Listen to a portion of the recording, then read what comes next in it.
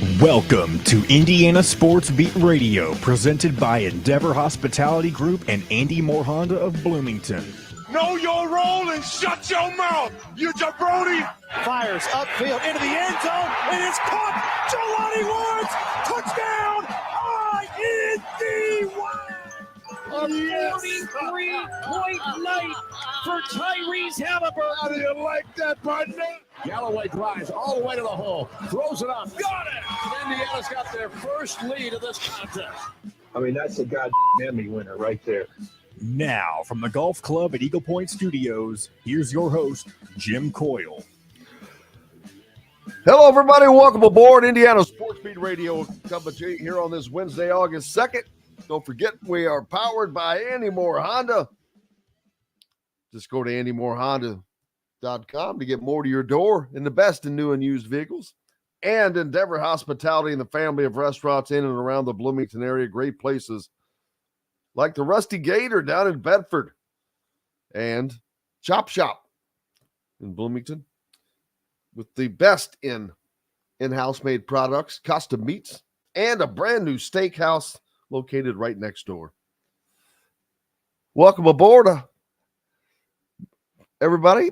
Kevin from Monroeville, Heath from Danville, Fred from Easton, PA. No matter where you are, how you're listening, whether it's on radio or our good friends down on ESPN 97.7 The Ref, always the right call in Evansville, or up in the region on the voice of the region, 1230 AM, 104.7 WJOB. And, of course, Fort Wayne Sports Station, The Fan, 1380. Make sure you stick around today for Brett Rump right afterwards, as a matter of fact, for those of you in Fort Wayne. How's everybody else doing? Hello to Ed. Hello to John. Welcome back. Welcome back. We're going to start playing the Welcome Back Cotter song for you. Welcome back. I know it's back. Welcome back. It's been way too often over the past several weeks that I've had to take a couple days away from this show here and there. But thankfully, as of after this Monday, I believe, this next Monday, there shouldn't be nearly as much of me dipping in and out. So I'm hoping that's the case at least. Surely so far, you it looks jest. that way. Surely you jest. Surely. Don't call me Shirley from Snakes on a Plane. I do not jest, and do not call me Shirley. That's actually from Airplane. Or from Airplane, not Snakes on a Plane. That's it. Dogface Pony Soldier, how are you doing, brother? Also hitting us up on the Andy Moore Honda hotline, which you can do too if for those of you listening or viewing on YouTube. If you do that, please hit the subscribe and like button and the notifications toggle so you never miss a single episode.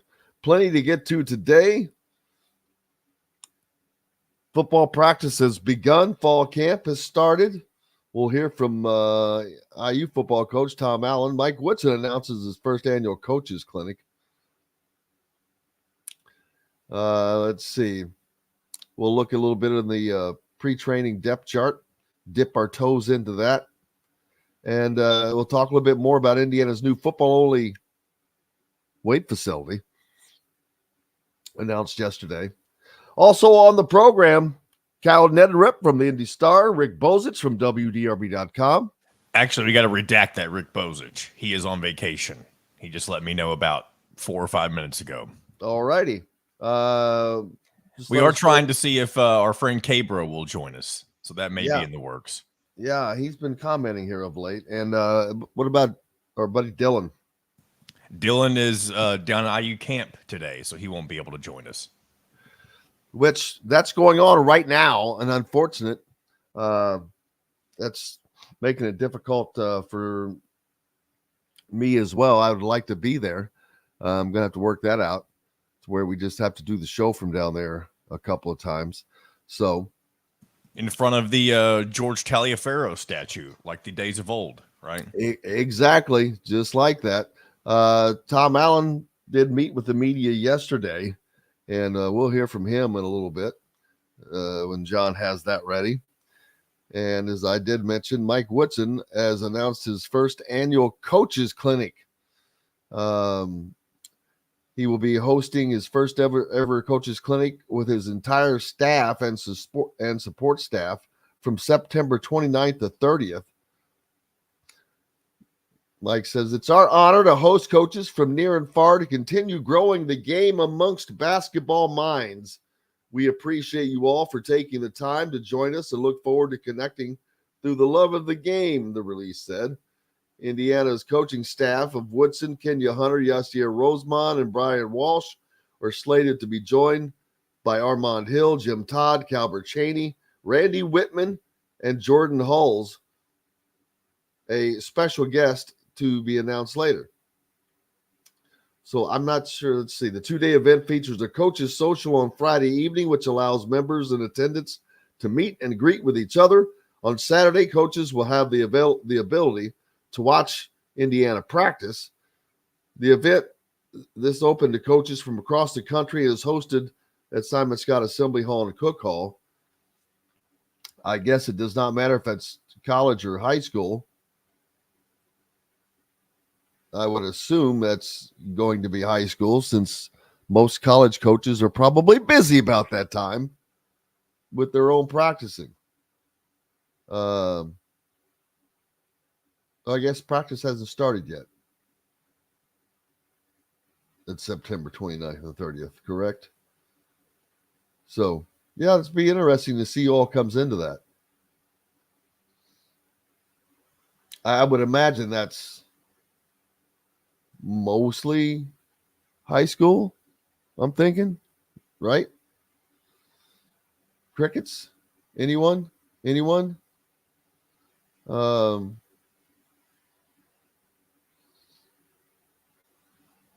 We'll see. What's Indiana's depth chart going to be like? The first question, of course, on the football team, quarterback, Brendan Sorsby, redshirt freshman, or Taven Jackson, the redshirt freshman? Either way, Indiana is looking at starting youth. They're going to have a young quarterback.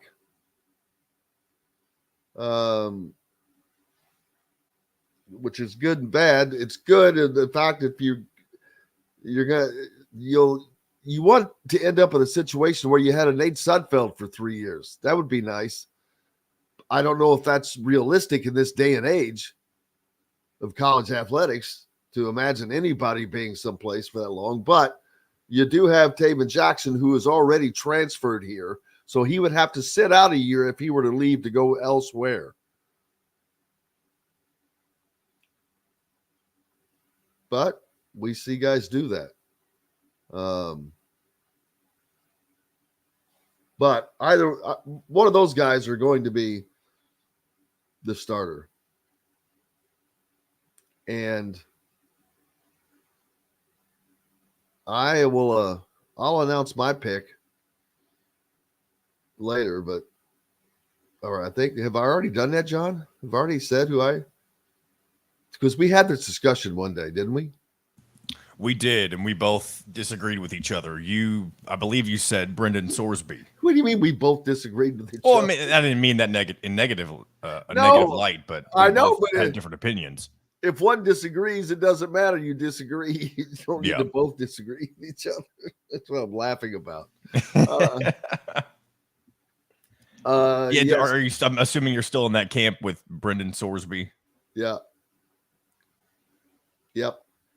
I tend to still go the other way, and if it's one of those things where if I see Brendan Sorsby get trotted out of there against Ohio State, I'll hope for the best, but the expectation won't be there. And I'm not saying there will be a great expectation if Taven Jackson is the starter, but I think there's definitely a lot more raw talent with Taven. And again, maybe I'm wrong. We'll have to see. I think a lot of people are going off of what his name and high school, and they don't know as much about Sorsby. We'll see. You know, he played a little bit against Penn State last year. He was 3 of 6, 8 yards, had an interception. We'll find out. Dexter Williams, now that was another wrench in the deal, but it depends upon his progression. But you know, as of right now, he's out with an injury still. Had he not been injured, this would be a three-way race. I think had he not been injured, he's the starter in the spring. I mean, he was taking the team last year in the final games of the season into his own hands. I agree in the spring, but he didn't throw the ball. You got to be able to throw the ball. That's true. But at the same time, and we don't know what would have happened in that Purdue game. We saw what was happening before he got injured against Purdue. He was completely running the table in the first few drives against the Boilermakers. And then everything just kind of fell apart whenever he went out of the game. But that isn't necessarily because of him. That was more so because of how poor the offensive line was. Or at least it was a myriad of things. So we'll have to see. Dexter Williams isn't in the conversation right now for this fall, but no, because he's not expected back until midway through the season. But maybe if things are going well for Indiana, he could be a viable backup down the line. Who knows? Well, yes, one would think. He says that Jackson didn't come to IU not to start. Well, yes, but guess what?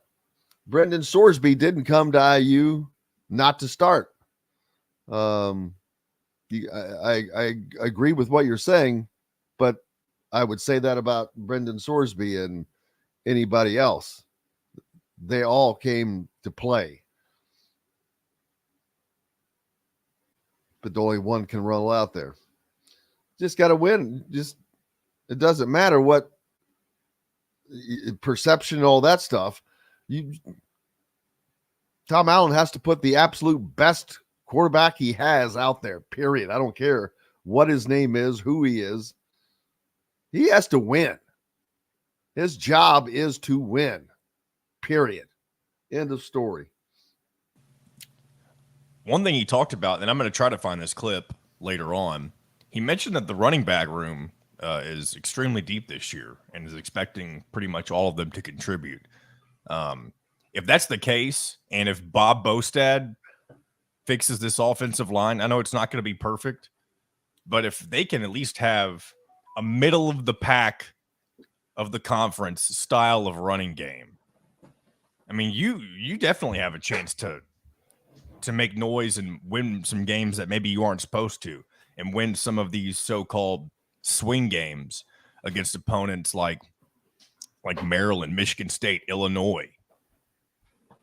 If you can, if you can control the line of scrimmage, and I know coaches say this all the time, then you can give yourself a chance to win in almost any game if you have a decent amount of talent. Well, if you can control the line of scrimmage, you can control the time of possession, control the football. That's a huge thing in the game of football. And Indiana's running backs room is probably one of their better position rooms. You've got the return of veteran Josh Henderson, who did a great job, and you have All-American Jalen Lucas in addition to Christian Turner.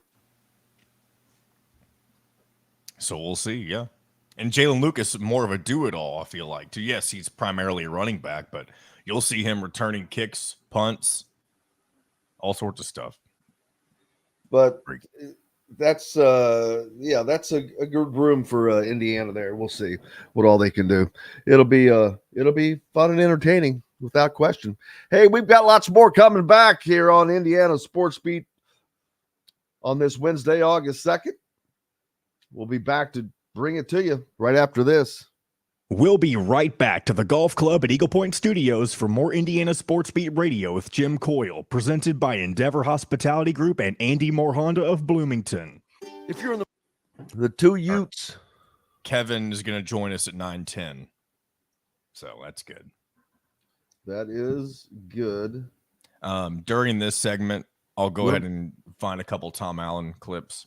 for you. What about Kyle Neddenriep? Oh, he's still on as far as What- I'm concerned. What time? 9:30.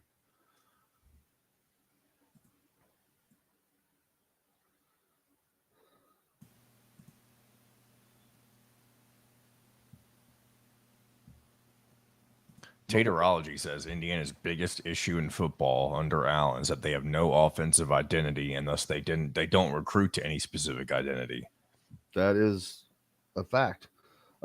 We have no one for the second hour. Not at the moment.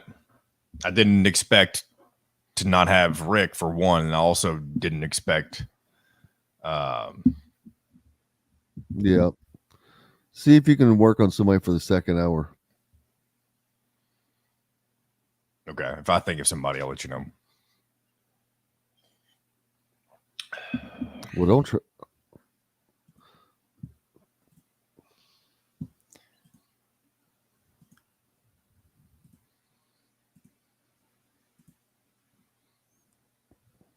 Yeah, during this, I'm going to drop out and cut a couple Tom Allen clips for us. I tell you what, I hate how long his videos are because they're so hard to sort through and find the good stuff. That's like the press conference was like 27 minutes yesterday. It's all right. Just play whatever. I know. I'll find a couple decent ones. Did you ask anything? No, I did not. Okay.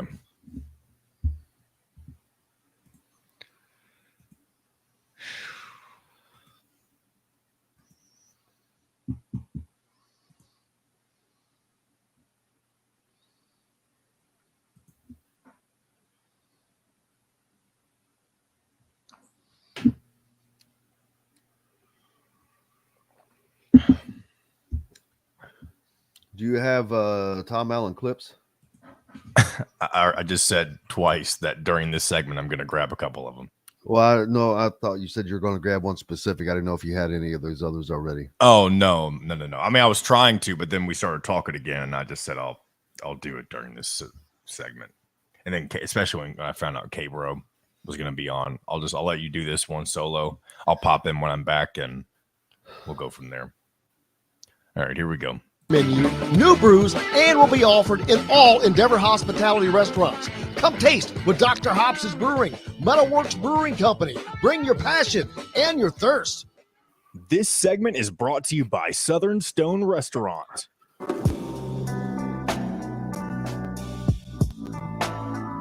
Now back to the Golf Club at Eagle Point Studios for more Indiana Sports Beat Radio with Jim Coyle, presented by Endeavor Hospitality Group and Andy Moore Honda of Bloomington. Welcome back, Indiana Sports Beat Radio here on this Wednesday. It's August 2nd. Appreciate you joining us.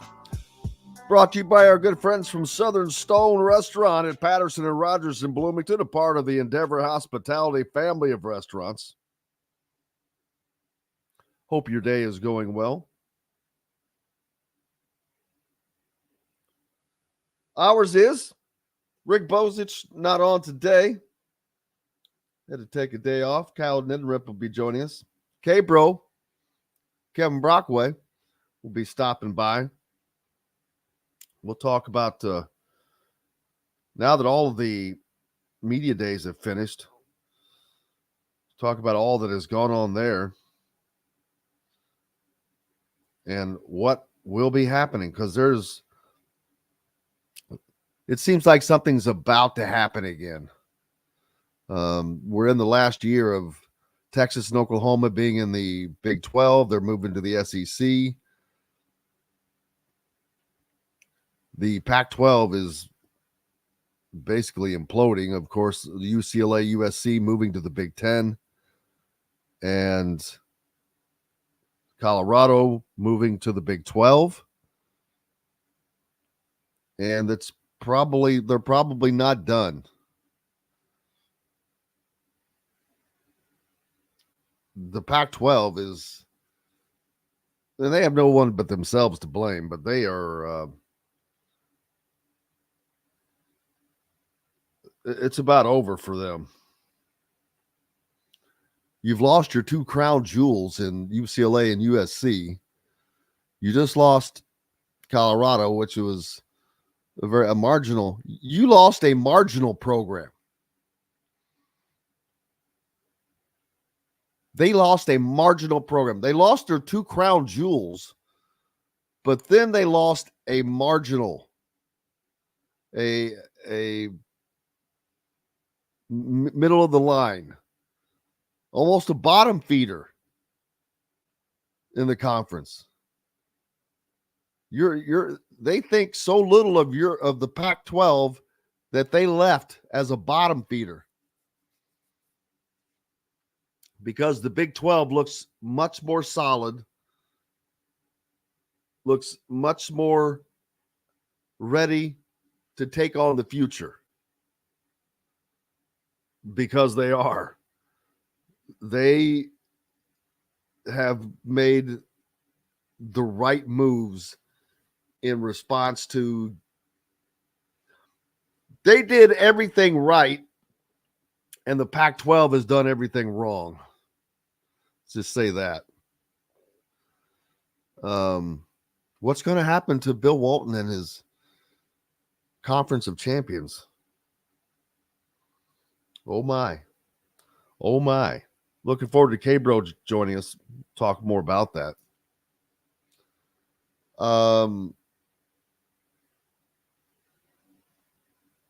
But yeah, Scott on the Andy Moore Honda hotline mentioning how about his Cubbies. Holy smokes.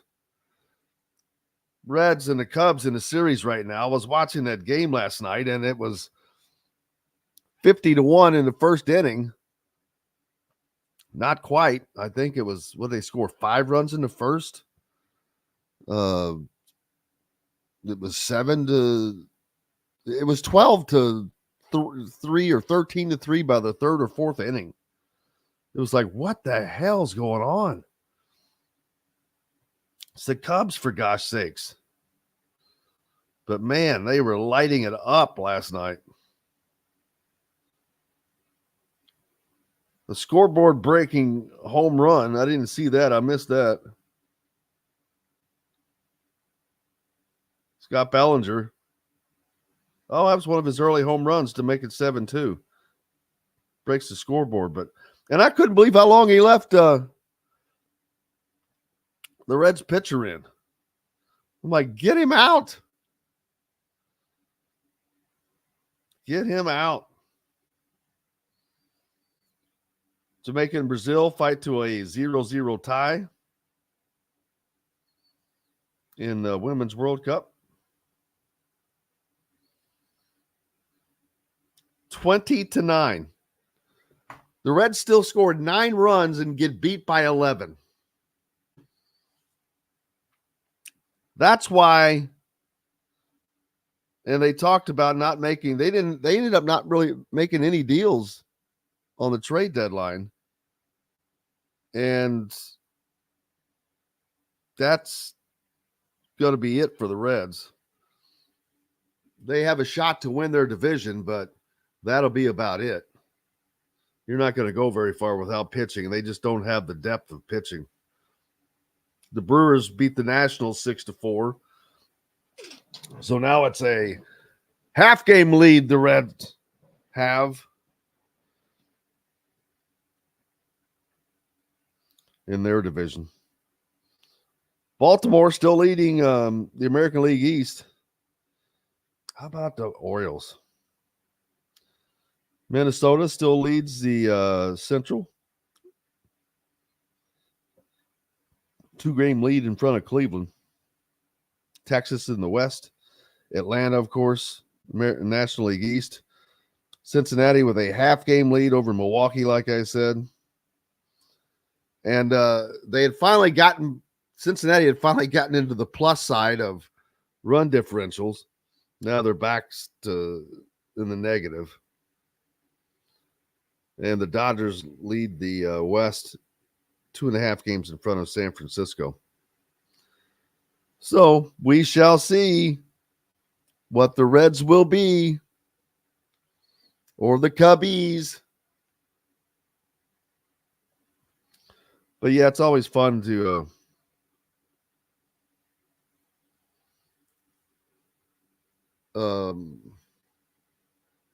when you have an interest, a rooting interest.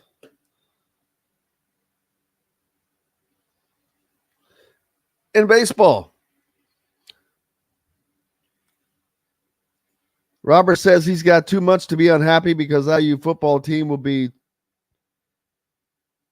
on 10-15-23. He will be happy because IU time for basketball. The truth, it doesn't mince words. But why be unhappy? Just enjoy everything. Enjoy it all, man. Enjoy it all. As we try to do.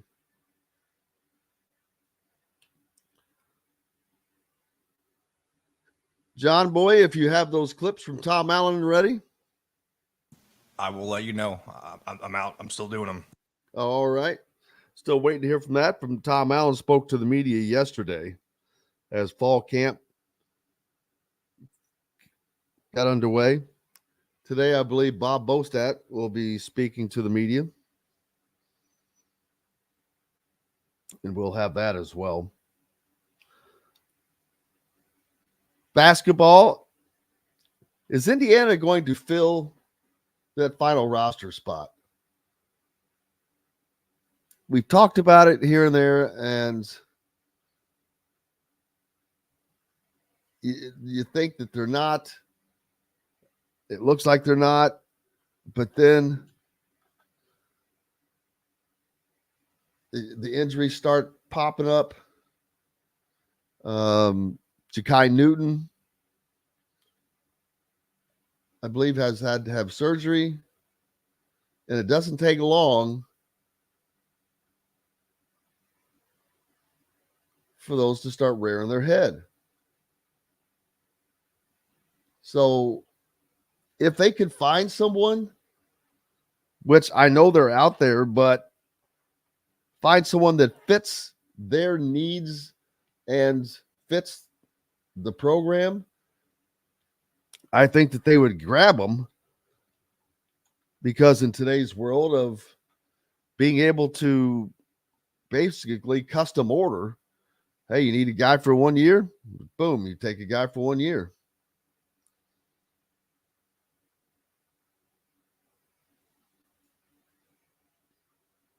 The offers continue to go out. 2025 four-star guard Amari Allen from IMG Academy and the Wisconsin Playground Club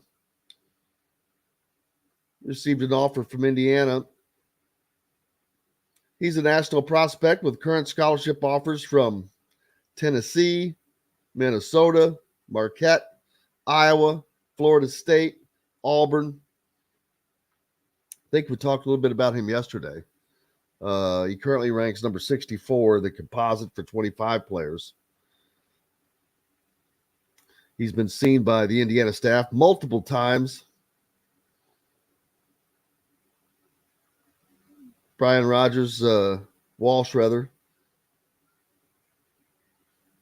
watched him along with 2025 center Kai Rogers play for Wisconsin Playground in the U.S. Open Championships last week in Memphis. Rogers also received an offer from Indiana on Monday as they look to build out that 2025 class. Allen is a Wisconsin native. He attends IMG Academy, obviously. He transferred from Kaukauna, Wisconsin before his sophomore season. If you remember, Tamar Bates was an IMG Academy alum, even though that did not work out well. Bates, after playing 2 years at IU, is now transferred on to Missouri.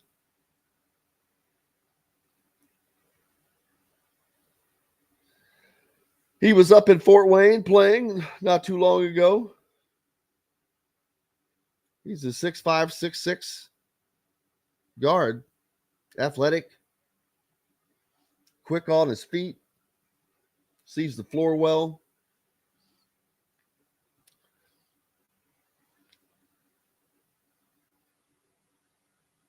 So there are the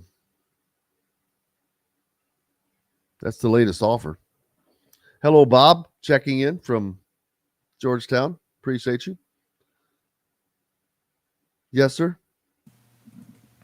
Just letting you know, Tom Allen's ready in just about 0 seconds. Now that they're fully both uploaded, if you want to do those. All right. Well, let's hear what Mr. Tom Allen had to say yesterday. We've talked a lot about the quarterback battle. He had some thoughts on that. Sure. Yeah, I think, you're right. I've been around several quarterback battles at a lot of different schools over the years and several here since I've been here. I think one unique thing about this one, I guess there's probably two unique things. First of all, is that you got two younger guys, two redshirt freshmen that oftentimes may not have two guys that are in the same, age and they're younger, competing. I think that's a unique thing about it. And also just how well they get along. Sometimes there's just a natural tension. It's competition. Obviously they're competitive guys by nature, by playing that position already. And then, but man, they've spent a lot of time together in the off season, doing things together away from football and have really developed a strong relationship, which I think is really important, and it's not always that way. And sometimes it's cordial. It's what it needs to be, in front of everybody else. But I do think there's a genuinely two guys that do enjoy being around each other, and they're two different personalities, but that part is unique without question. There's Tom Allen talking about his multiple run-ins with quarterback races. Well, there's been one every year that he's been at Indiana, that he's been the head coach. But like I said, this one I believe is a true quarterback race. This is the first time that I actually believe that there is one. And that's between Brendan Sorsby and Taven Jackson.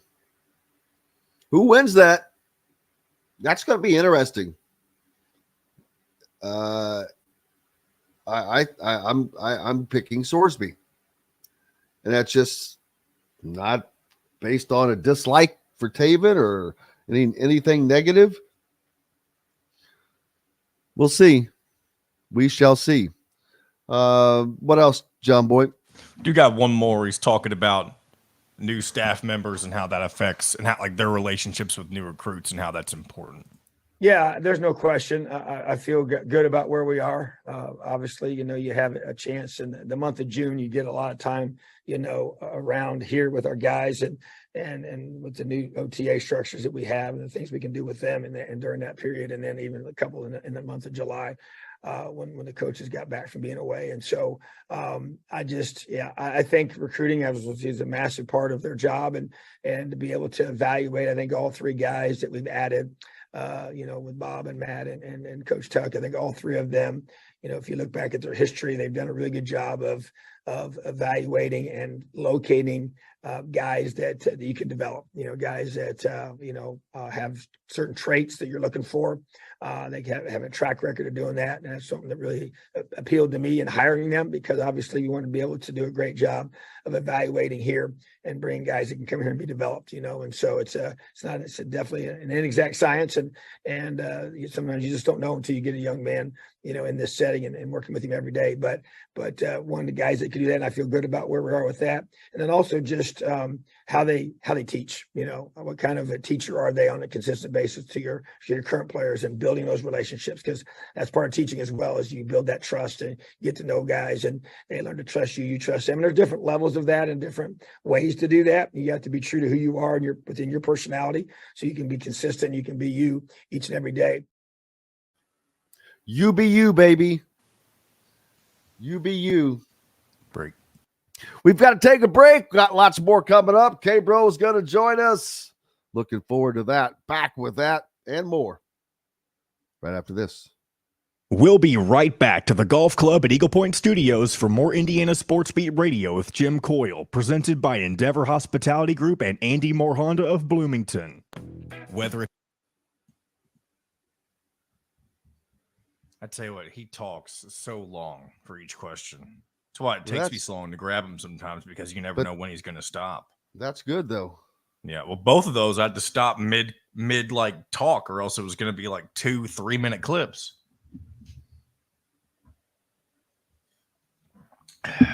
Excuse me.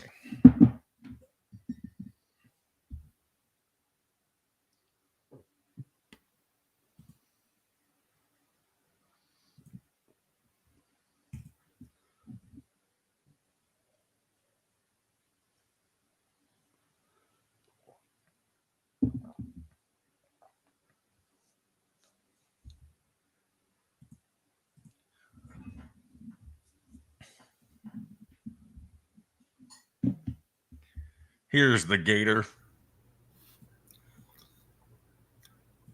Good morning, Kevin.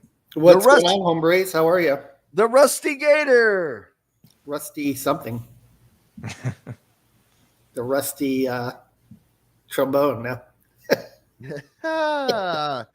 Happy birthday, Mom. Oh, yeah, it was nice. Yeah, that was nice. Jensen Beach. That was really good.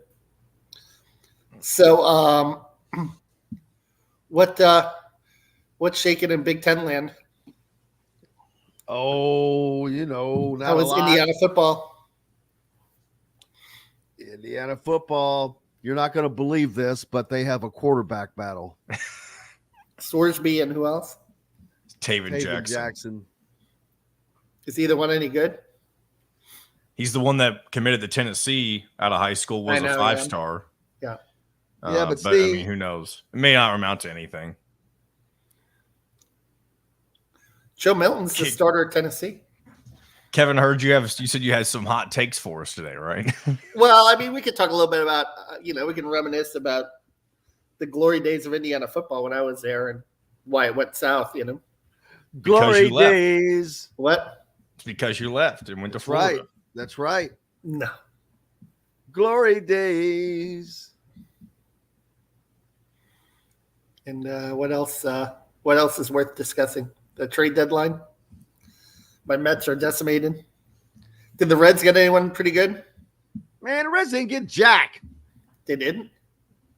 They didn't do crap to my knowledge. I mean, they made one trade, I think, but nothing of substance. They're done. They're screwed. Yeah. You can't. They got beat 20-9 last night. 20-9. Jesus. Are we still in a break or no? Yeah. We still got about 40 seconds. Okay. How about that Iowa State quarterback? What about him? What did he do? The former one, the one that's in the NFL. No, the former one. All right. He bet on. He's one of the athletes that bet, but he bet on a football game. Yeah. All right, here we go, guys. Plan and pick up at BB's Market with no extra charge. So leave the heavy lifting to us and enjoy healthy eating with stocked meals in your fridge. Order online today at thefreshfork.com. Fresh Fork is a proud partner of WOW Network. This segment is brought to you by Remax Advanced Realty, Indie Home Pros team by Cheryl Sizemore.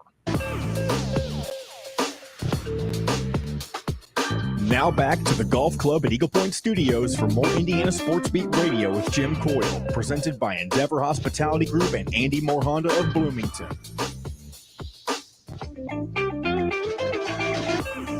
Welcome back. It is Wednesday, August 2nd, and we are fortunate to have K-Bro in the house. A little funky music for the funky man. What's up, K-Bro? It's hey, it's good to be back as always. I hope I heard you were saying yesterday that you had some beautiful, cool weather in Indiana, and down here it's still a sweatbox. So that would have been welcome to hang out by the lake and have a nice fall-like afternoon, right? Yeah. Oh, it's been unbelievable. The humidity has been low. Temperatures upper 80s for highs. In the evening, it's getting into the 60s. Normal weather. Yeah, like normal s'mores weather. Yeah, you can go out and s'mores weather. Oh, yeah, right. Do a little camping or whatever. See, this is where we need Dustin Schutte here. Do you know what he asked Brett Bielema at Big Ten Media Days the other day? What, he asked him about s'mores or no? No, I wish he would have. That would have been better. He asked him if he had seen the Barbie movie yet. What was his response? Oh, it was kind of funny, actually. Yeah, it was. Well, have you ever seen Bielema's wife? No. She's like a Barbie doll. Yeah, she's something else. Yeah. Okay. Yeah. That's funny. Like, is that like Beverly and Howard Schnellenberger? Yeah, Bev, man. Beverly was always on the sidelines. So the trade deadline, came and went, and the Reds didn't do much, My Mets got decimated as the fire sale continued. And first of all, how did the Mets not win with all that, man? they were old pitchers, injuries. Losing Edwin Diaz really hurt the bullpen, obviously. Not that Robertson wasn't a bad closer and they just traded him, but I think the depth of the bullpen, you were counting on Robertson to be an 8th inning guy and Ottavino to be a 7th inning guy, and everyone got pushed up. And then, starters in May weren't going long enough, and starters were injured, and Scherzer got suspended, remember, with the whole, sticky stuff. And I think one of the relievers got suspended too. So really a lot of it was the pitching. And then the offense was inconsistent too. I mean, a lot of guys had career years last year that didn't perform. I talked to a pretty actually respected baseball executive for a different story. And he was a fellow Mets fan. It was for a college baseball draft story, but we were both kind of bemoaning the Mets situation. And he brought up the point that the World Baseball Classic too, not only Diaz getting injured, but guys being in different directions. They couldn't work with Showalter during spring training and get, do the things that Buck likes to implement as well. That was another factor. And so I think a number of things, and it just didn't work out, and they're selling and they're restocking the farm, and we'll see where they go from here. Kevin points out on the Andy Moore Honda hotline that in the Reds game, I was watching this game last night against the Cubs, and it was like, bam, right off the bat. But he said their pitcher, Ben Lively, was the first Reds pitcher to allow 13 or more runs to the Cubs since Boom Boom Beck in 1939. I like that. Yeah, that's a good nickname. Boom Boom Beck. Yeah. Had to say that, man. You got to get that. Any chance? That reminds me of the boxer, Boom Boom Mancini, right? Ray Boom Boom Mancini. I forgot about that. Yeah. Yeah. Ray Boom Boom Mancini. Yeah. But yeah. And then Philip points out the Astros, Valdez had a no-hitter last night. Speaking of the Astros, they're getting richer. Man, they got your boy Verlander, didn't they? Yeah. Yeah. And they gave us 2 pretty good outfield prospects for him, including Drew Gilbert, who used to play Tennessee, who's, got some sock in his bat. So we'll see how that goes long term. But the main thing is also to take a lot of the money off the books too, so that they can kind of reload a little next year. So he's got a sock in his bat. I guess that's better than carrying it around in other places. You know what I mean by sock. It's jargon. You mean pop. I know. I'm laughing because Yeah. I thought it was funny. I was just laughing. I thought that Funny how? Like a clown? Like I amuse funny, you? yeah. How do I amuse you? What? So Indiana football started yesterday. What's going on there? Yeah, guess what? Shocker. Quarterback battle. Yeah, why not? Why not? It's been like that every year. This actually is a true quarterback battle, though. I was talking earlier that I believe all the other years, I did not believe it was a quarterback battle. I said so-and-so was going to start, and so-and-so started every year. It was, it was pretty. It's not like because I was a genius. It was well, we knew who was and who wasn't. Well, this time that's not the case. I don't know for sure. I don't know at all, as a matter of fact. I've got a 50-50. I think it's a 50-50 proposition, but I think it's going to end up being Brendan Sorsby. The thing is, they're both freshmen.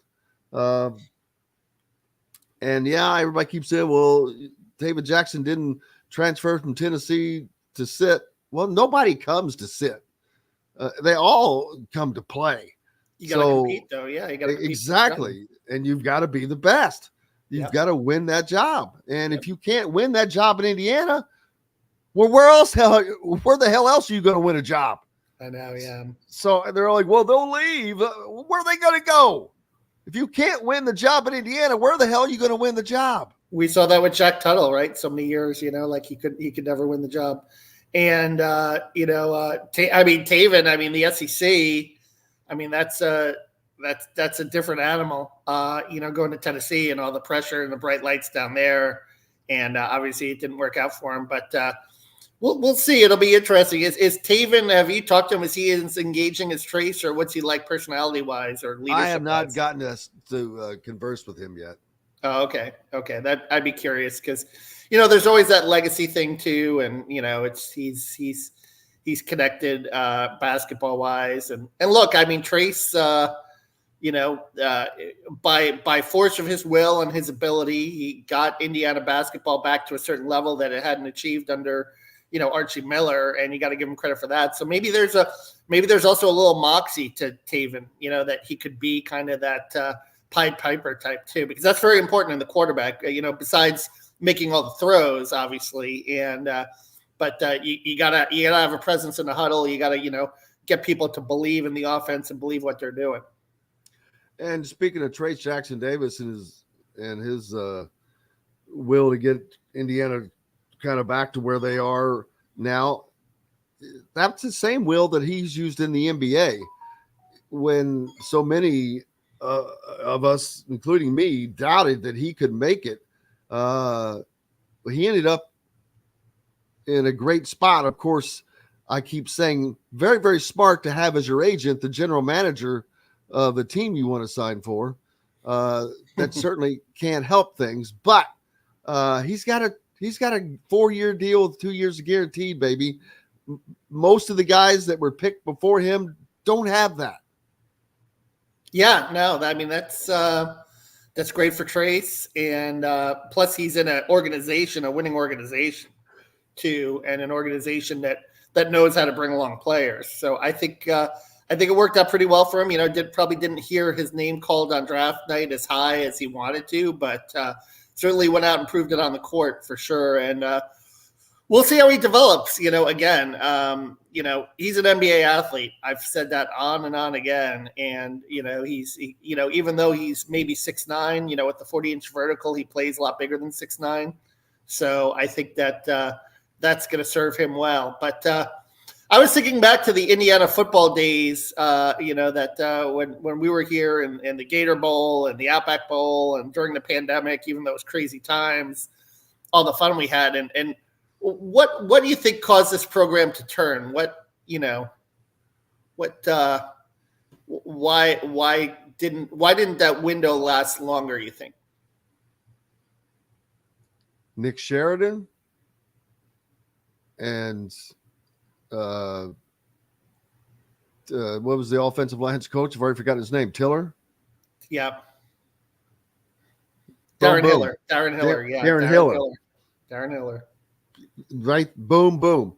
When Kalen DeBoer left Indiana, I've said this 1,000 times. I've never wavered from this. Indiana was red hot.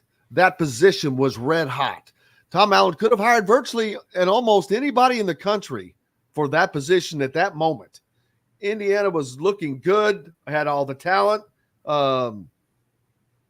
and not only did he not, it was not even close. It's not like he had the second best choice or even the third best choice. It was not, I don't even know where it would have fell in line. And I remember the day that was announced, I remember saying on this show that was an absolute horrible, horrible hire for Indiana.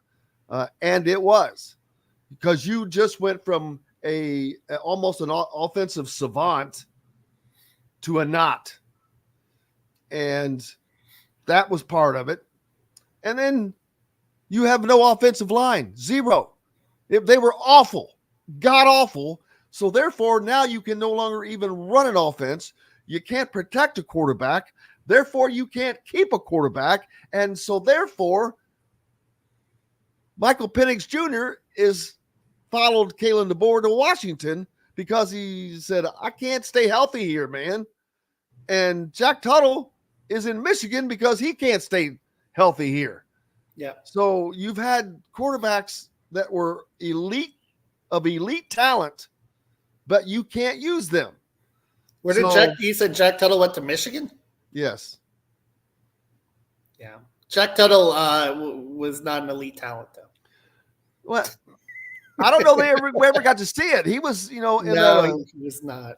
He was in the. He made it that top 11 of quarterbacks. I know he was a high school. Yeah. He was not a running quarterback. The thing is, Michael Penix was special, but if you put Jack Tuttle on a team that could protect him, hey, look, he showed he could play. He's got some. He won one Big Ten game against Wisconsin, which he beat Graham Mertz, who's going to be the quarterback here at Florida, which is interesting. I keep bringing that up to people here that Graham Mertz actually lost to Indiana. And Billy Napier is very high on him down here. And Graham Mertz obviously had an up and down career at Wisconsin, and we'll see what he could do. And Indiana also beat Joe Milton that year. I think it's your point on Sheridan. Sheridan did have that good first year in 2020, but COVID year. The COVID year, obviously, there were a lot of factors. Let's not forget too. You talk about coordinators.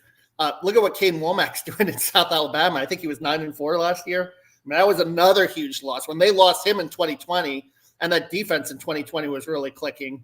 And they didn't really get anyone that to replace him. They brought in that guy Charlton Warren, and that didn't work out. And then they Tom called the defense right, and now they have someone back there too. So I think your point is well taken, and I think really both coordinators, they really had two special coordinators in DeBoer and Womack, and they let Penix walk out the door. Now he might have been frustrated with the offensive line, like you said. Could they have convinced him? Could they have sold him? Could they have gotten a new dynamic offensive coordinator to keep him? Could they have given him more NIL money? I mean, I just think he was a special talent, and he was a Pied Piper type. People followed him, and now he's a Heisman Trophy candidate. I was going to say, he is. I think all those things factored into it. Yeah, for sure. Earlier, Taterology said Indiana's biggest issue in football under Tom Allen is that they have no offensive identity, and thus they don't recruit to any specific identity. And that's about as true of a statement as it can be made. There is zero offensive identity. What kind of offensive team are they? Are they a running team? Are they a passing team? Are they an option team? Are they a West Coast team? Can't say it. I don't know. I have no idea what kind of offense that Indiana truly is, other than no huddle. But that's not what's the difference between no huddle, because they stand out there for 45 seconds the whole time, changing the call. I think they've been a team that's traditionally thrown the football, but point is well taken. But that's what happens when you have a revolving door of coordinators. Now, I guess Walt Bell is back for his second season, so we'll see if there's a little more continuity there. But I think it's, listen, hey, it's interesting. I mean, one thing I will say is that as far as like coaches that I've dealt with over the years, Tom Allen is one of the best guys. Like, I want to see him succeed. Absolutely.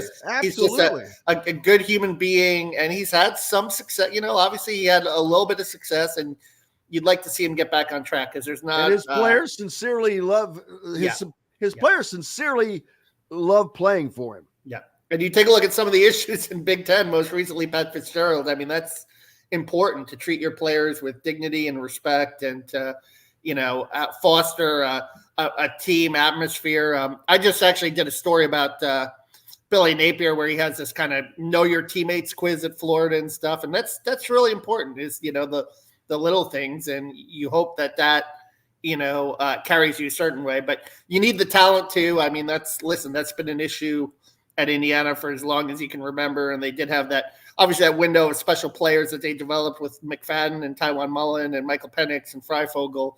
It just didn't last as long as I think Indiana fans wanted to. And now you have to have a next wave of talent too, where, you can kind of build around some special players.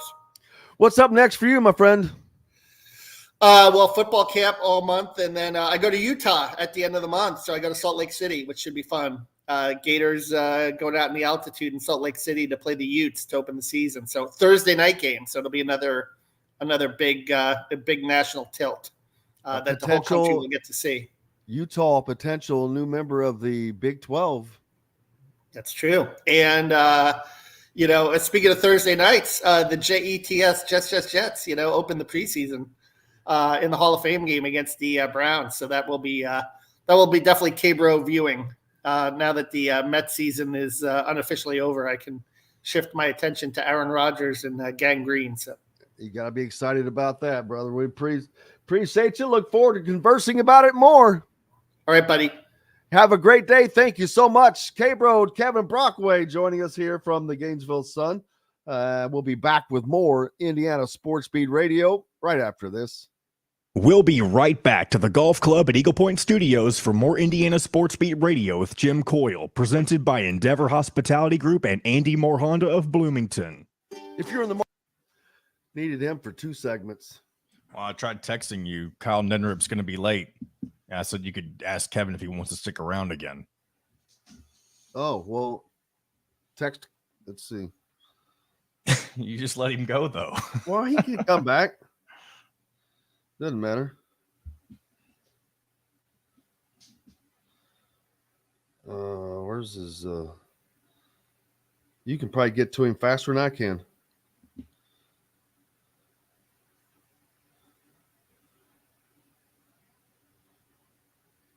You want to text him real quick?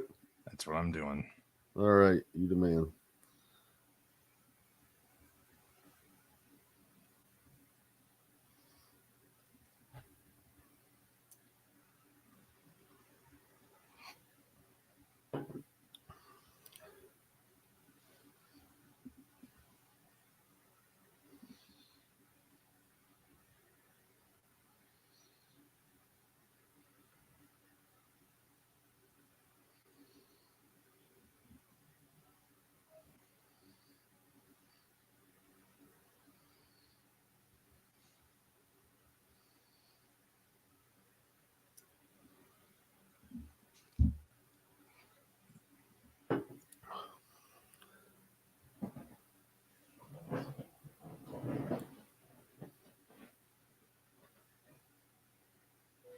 Yeah, he said he's got a meeting. He's not going to come back.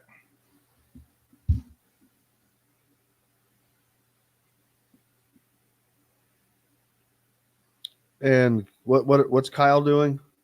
He was waiting on a phone call from somebody for a story he's doing. He said he'll be late, so I told him he could come by at 9:50 if he wants. All right.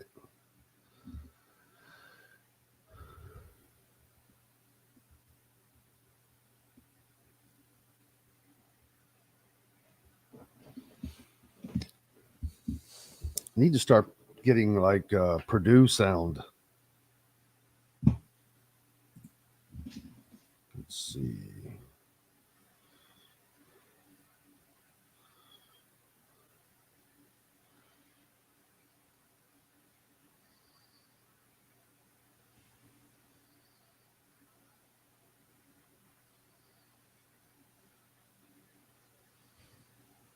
All right, here we go. Located next door to Southern Stone Restaurant on Patterson and Rogers. It's one of the most popular gathering spots in Bloomington. Whether you're out on a date with your spouse, friends, or coworkers, Feast Market and Cellar offers an extensive wine selection with a sommelier on staff to help you with your selections. Feast also provides a wide variety of cheeses, gourmet sandwiches, entrees, a coffee bar, bread, pastries, all made fresh and mouthwatering. Stop by Feast Market and Cellar today. This segment is brought to you by Feast Market and Cellar.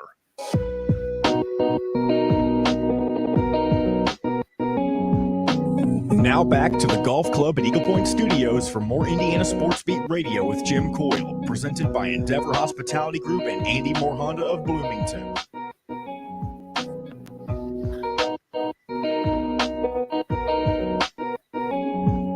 Welcome back, Indiana Sports Beat Radio here on this Wednesday. It is August 2nd. Man, can you believe we're in August? Kiddos are back to school. I mean, Chronic Hoosier's happy. Got his kids off today.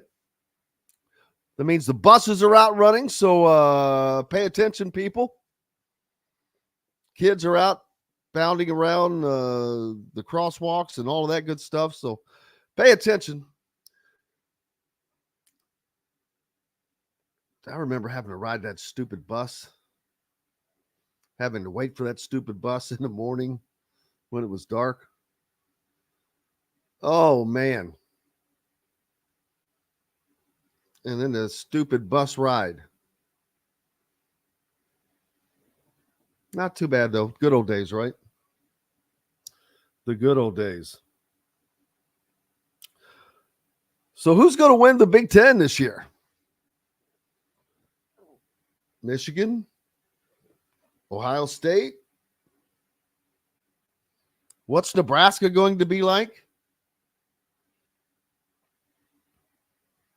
Indiana opens up with the Buckeyes in about 1 month. What is it? Is it exactly a month from this Saturday? I believe it is. I believe you are correct, sir. For the And the line, the early line for the game, it still stands where it stood about a month ago when we looked it up. Do you remember what that was, Jim? No, I didn't know. I thought we were guessing. No, it was Dustin had found it whenever he was on the show with us. The 28? line was and is still currently at 28. Yep. So, to me, if you want to have any reason to be optimistic after that game, just cover the spread. That doesn't mean much, but if you can cover against Ohio State in week 1, that it may say something. It's not ideal, but it is what it is. I agree. I agree with you. Anytime you cover the spread, you've done better than people thought you were going to do. Yep. And Indiana has not, other than that magical year of 2020 we were just talking about, where they should have beaten Ohio State. Man, what a year that would have been. Can you imagine if they'd have gone 7-0 in the Big Ten East and played in the Big Ten championship game? And you can almost guarantee that they would have, if they would have won the Big Ten championship game, that Indiana football would have been in the college football playoff, which is obviously it's just looking back in retrospect. Let me tell you this. There's no way in hell.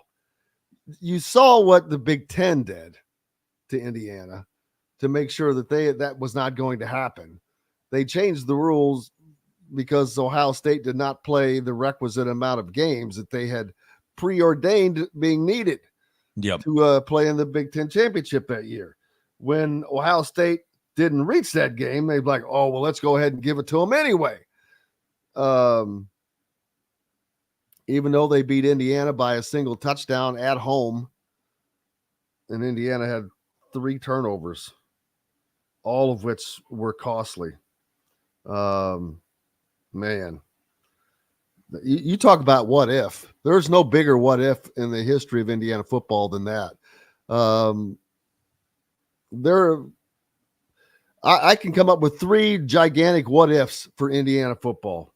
First of all, the first what if is what if Indiana doesn't miss the stupid chip shot field goal against Purdue back in 1989, then Anthony Thompson is the Heisman Trophy winner because Indiana does not lose to Purdue and have a losing record.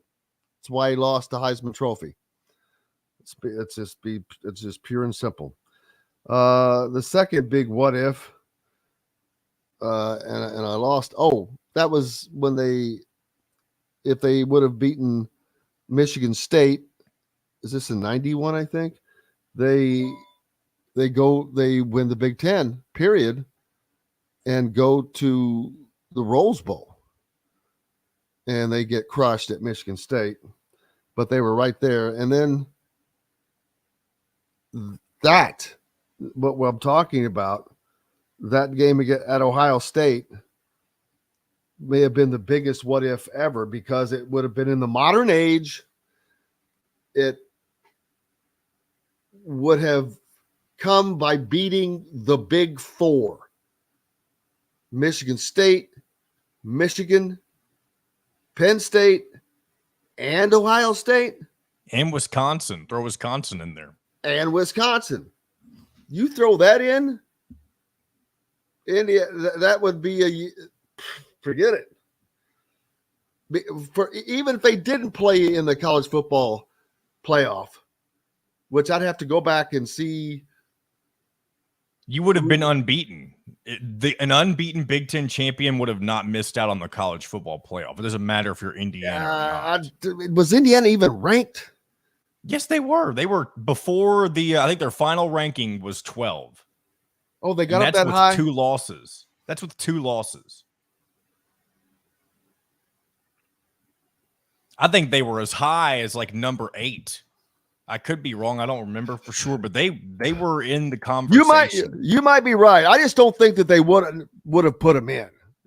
I think that they would have done the same thing. Let me see what each team's record was. What year? What was year in 2020? But they would have an unbeaten conference Power 5 conference champion. Well, normally that's an automatic. I agree with you. I agree with you all day long. Normally that's an automatic, but with it being Indiana, the TV networks were not. They were going to be going, oh hell no, oh hell no. They'd be upset about it, but you can't do. I mean, what's the difference between that and putting Cincinnati in it? Nothing. I still didn't think Cincinnati deserved to be there, but nothing at all. But anyway, they were that close. And that's the biggest what if, because if they do that, well, I don't know, because then you still have the major fall off in 21 still going to be there. Because I think Tom Allen still would have hired Nick Sheridan. Well, I think Sheridan was there at that time, wasn't he? Well, he would have made it the offensive coordinator. Oh no, you're right. 2020 he was already the coordinator. We talked about that earlier. That was his 1 year afterwards when it was all laid out and in the COVID year. But the fall off still would have happened because of who all was in place, and that would have made it look even worse to me.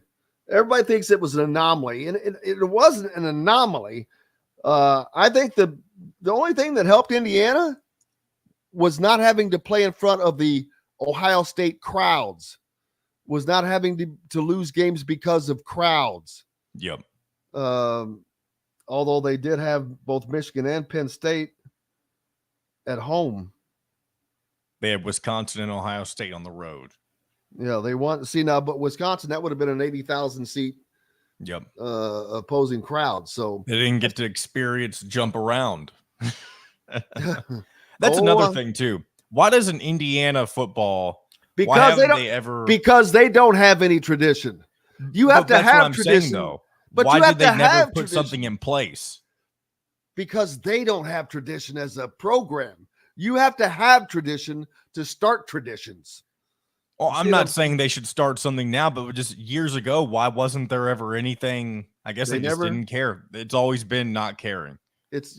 Football has always been basketball, we don't need football. Basketball. Everything is basketball. Let's only go to Assembly Hall and that place next door that people for some reason call the Rock. We'll just leave it there. And we'll play football there sometimes. Tailgating was not a big thing. It was not pushed.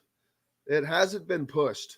As a matter of fact, it's been treated as I can't wait till basketball season. So in fact, the biggest tradition of Indiana football is leaving after the third quarter.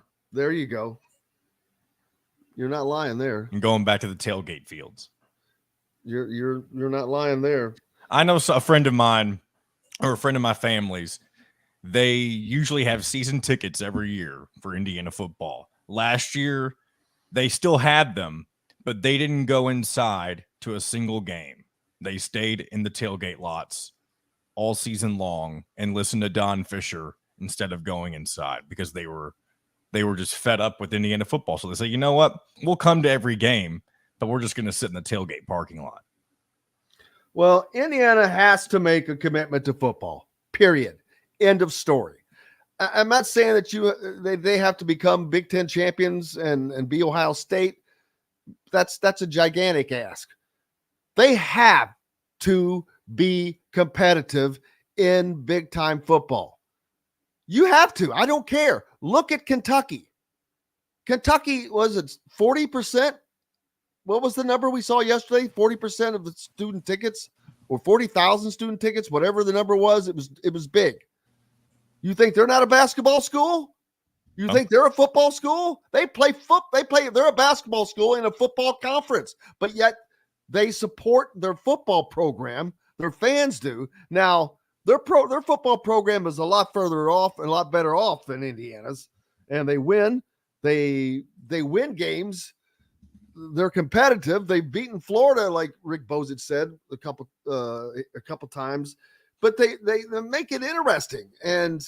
But I put it on. First of all, this falls squarely on Indiana. Flat on Indiana. They have to do everything they can to make a commitment to football, keeping people in the stands.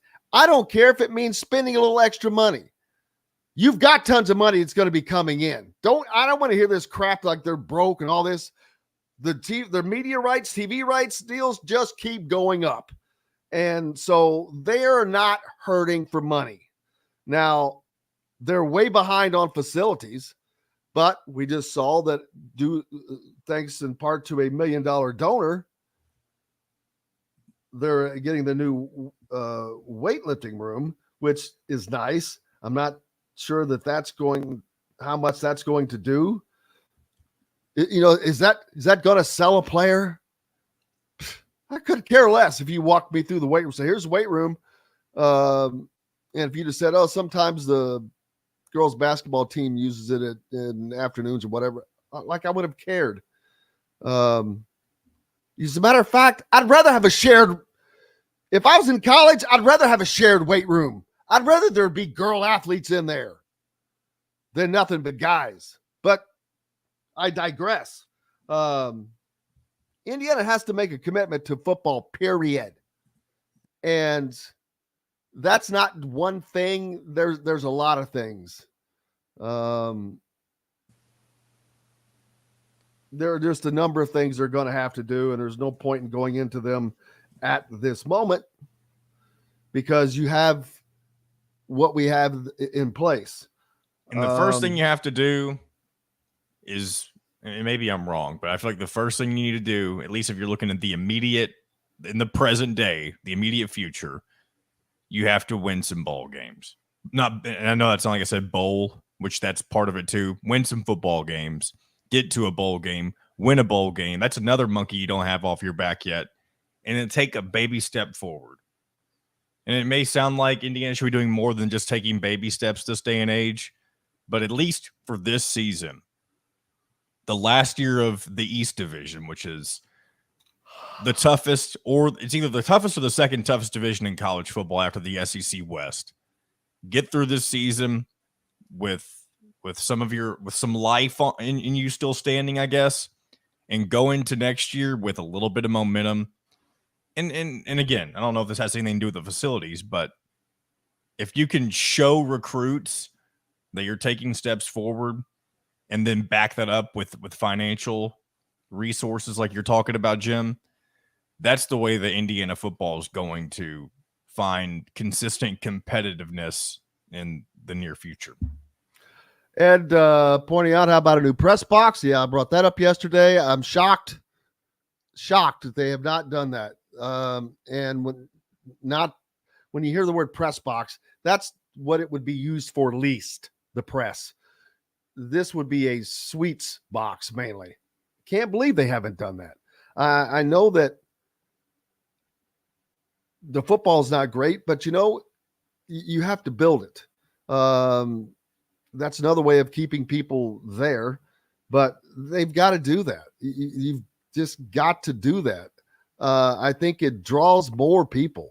It just, Andrew says, where'd it go? He was undefeated at tailgating. I'm not sure they're even undefeated there. Remember, it was 2 years ago, the students went over to the Cincinnati tailgaters and flipped their tent and stuff and made negative headlines for that. Well, say it again. Remember, it was a couple years ago whenever they were hosting Cincinnati, there were Indiana students who went over to Cincinnati tailgaters after the game was over and completely flipped their tailgate set, their tables, their tents. I did not hear about that, but those jackasses should have been banned from ever attending a game again. Yep. We've got to take a break. We got lots more coming up here on Indiana Sports Beat Radio. Back with more right after this. We'll be right back to the Golf Club at Eagle Point Studios for more Indiana Sports Beat Radio with Jim Coyle, presented by Endeavor Hospitality Group and Andy Moore Honda of Bloomington. Weather. All right.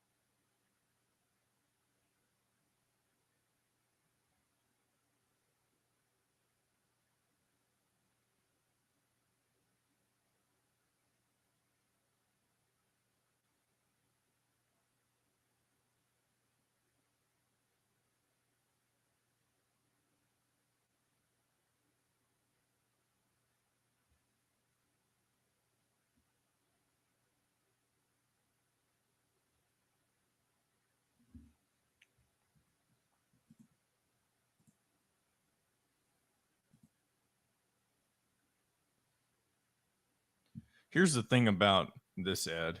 I know a lot of people don't like the rah-rah stuff, and I don't necessarily like it all the time either. But whenever Tom Allen was winning, people loved the whole shtick with the LEO and all of his different little catchphrases. And now that he's losing, it looks goofy. And that's kind of the give and take you have when you have a coach that acts like that. So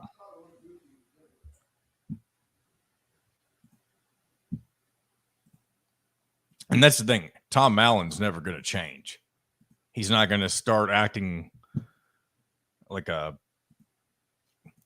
that he's not tough, but he's not going to start acting like a military style of coach. If that's, I don't know, I think that's the best way to say that, but he's not going to ever change that about him as a head coach. So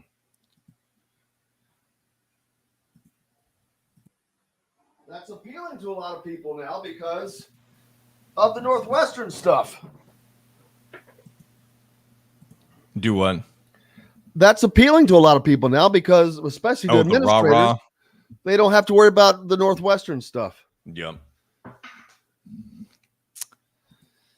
All right, here we go. Freshly made fare, tying their roots in Limestone with their love of Southern eateries. With quality, local, and organic food as their main focus, Southern Stone strives to always provide their guests with an exceptional dining experience. With weekly specials, quick, attentive service, Southern Stone Restaurant provides delicious, 5-star comfort food with a Southern charm at 2-star prices. Southern Stone Restaurant is part of Endeavor Hospitality's Wow Club.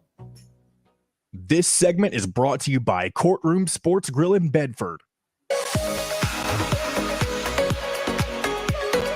Now back to the Golf Club at Eagle Point Studios for more Indiana Sports Beat Radio with Jim Coyle, presented by Endeavor Hospitality Group and Andy Moore Honda of Bloomington. Welcome back. Jim Coyle with you here on this Wednesday at Indiana Sports Beat Radio. Hope you're having a great day. Appreciate you being with us. Remember when the gambling issue started in college? First, it started with the Alabama baseball coach and the Indiana guy, actually. But then the Iowa and Iowa State athletes. And it has gotten much deeper, specifically for Iowa State quarterback Hunter Deckers, who has been accused of betting on events involving the Cyclones, including a 2021 football game. And he's among 4 current or former athletes at the university charged with tampering with records related to an ongoing investigation by the Iowa Criminal Division. Not good.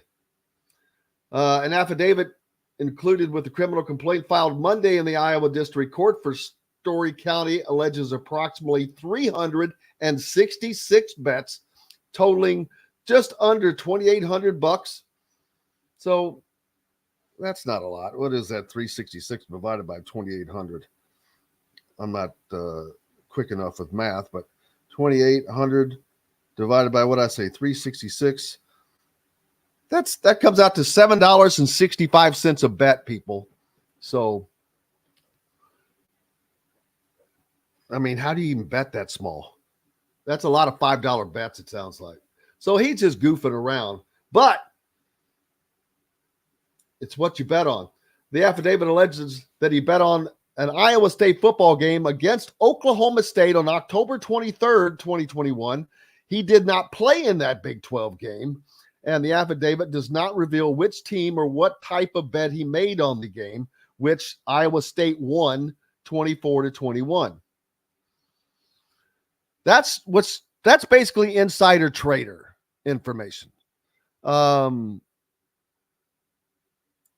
that this happened, but the reason that this is in place is because even though he's not playing, he might know that the starting quarterback, that his hand is hurt and they're not going to throw the ball. They're going to just run the ball, or whatever the case is. The running back is going to play, but he can't really go. Just any little bit of inside information. You can't bet on. Yeah, that's just stupid. But this is serious. Very, very serious. The affidavit also alleges Deckers was under 21, the legal betting age in Iowa, when most of the bets were placed, but that he disguised his identity with the help of his parents, Scott and Jamie Deckers. Nice. Mom and Pop of the year. I bet they did love seeing their name in those headlines. DraftKings did not respond to a request for comment. All this was done on DraftKings, or most of it at least. Deckers is a junior. He started all 12 games last season for the Cyclones and was their expected starter for this season. But guess what, people? That is not going to happen. There is no way. He could be done. Period. In a statement, Deckers' attorney said the quarterback, and this is from ESPN, David Purdom, by the way. Where was I? His attorney said the quarterback will plead not guilty to the charge, but in the meantime will step away from the team. We'll get back to that, Kyle. I was just reading about the Kyle Deckers, the quarterback at Iowa State. They'd had all the gambling issues that had gone on out there. Their starting quarterback had bet. He bet on one of their own games. Wow. Got a little Pete Rose action going on. I saw the headlines. Hadn't dived into that yet. So that's Iowa State football, you said? Yeah, their quarterback it was their starting quarterback all of last year, and their expected starting quarterback this year, Hunter Deckers. He made 366 bets, but these bets it averaged out to be $7.65 a piece. So he's just farting around like on $5 bets, it sounds like. But he bet on one of their own football games. Not good. Not smart. Not smart. Oh, well, the worst thing was he wasn't 21 when he did it, and he disguised his identity with the help of his parents. Oh, wow.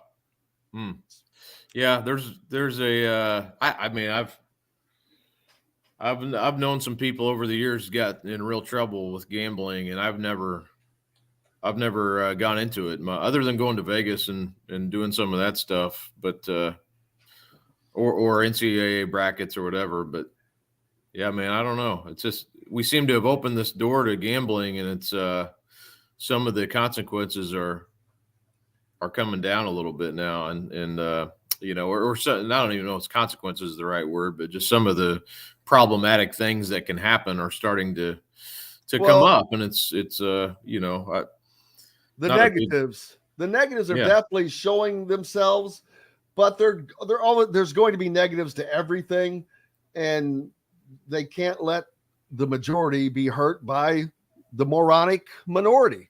They just have to take their medicine and do what they have to do. I love to bet on like college football, but I don't bet big. I can't stand losing. It drives me losing money betting drives me absolutely nuts. And like last year, I like to bet parlays, which they're hard to hit. But when they do, they pay you really well. The year before, I'd done really well. I'm like, yeah, baby, hitting a $50 parlay and turning it into $350. And last year, zip, I just got raked, and I'm like, I was done. I'm like, okay, I'm done, and I just stopped.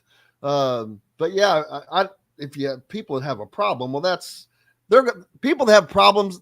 Well, they have problems in someplace else. That problem will manifest itself somewhere. One good thing is we've got you here, which means we have no problems, baby. How are you doing? I was going to say, I'm too cheap to gamble. That's my problem. That's why I don't like, spending money on anything. But yeah, I'm good. We're just, I'm actually working on kind of a sad story this morning. That's why I joined you late. Was a Cascade football player / wrestler passed away Monday in a car accident. And I was talking to some people about him this morning, so we'll have a story out later on that. But always very sad. Cascades had some of this tragedy happen to him, and another. He's 17 years old, and nothing. He hit a pole and passed away early Monday morning. So it's kind of a sad story, but yeah, working on that. A lot of football stuff as well, and try to take a couple more days off right before it gets real busy here. So getting back into it today. Yeah, high school football. But talking a lot about college football being right around the corner as fall camp has already started. I know that high school football has not started just yet, but it is right around the corner for those guys putting on the pads. Well, here's the old man in me. Boy, they've been so lucky, because when I played, it was not a lot hotter and a lot more humid, and it was hotter uphill both ways. Yeah. However that went. But the weather's been absolutely great right now.